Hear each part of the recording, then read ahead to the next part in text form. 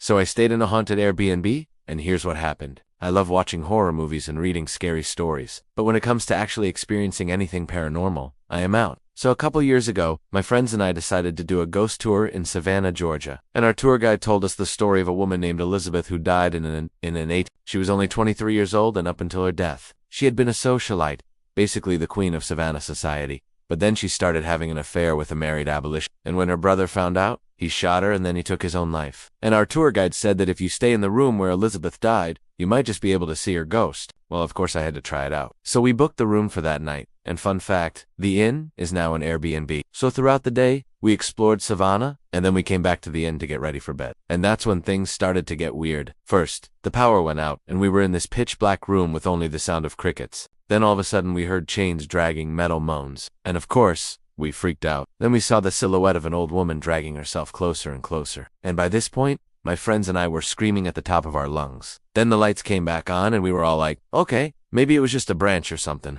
But then we found these weird claw marks in the wood paneling, and they weren't there before. I mean, they were fresh. Then we started hearing the sound of a woman crying, and it was coming from right under the floorboards. So we got out of there and we didn't go back until morning. But then we heard more chains, and then this time we saw a figure dragging itself closer and closer. It was definitely getting closer. And then it stopped right at the end of the bed. We could feel its presence. It was heavy. And then we heard a loud bang, like something had been dropped. And then we saw a pair of legs in the corner of the room. They were definitely there 1 second, and then they were gone the next. Okay, so I don't know if any of you have ever stayed at an Airbnb, but sometimes the host will leave you little notes. So I left a note for the host saying, "Hey, we're checking out early because we think there's a ghost in the room." And then we got this response. The host said that there was definitely someone in the room with us that night, but that the ghost was friendly, and that we should come back and stay again sometime. I thought ghosts were supposed to be scary. This one sounded nice. Well, I don't know if it was the ghost or just the adrenaline from screaming my lungs out, but I slept really well that night.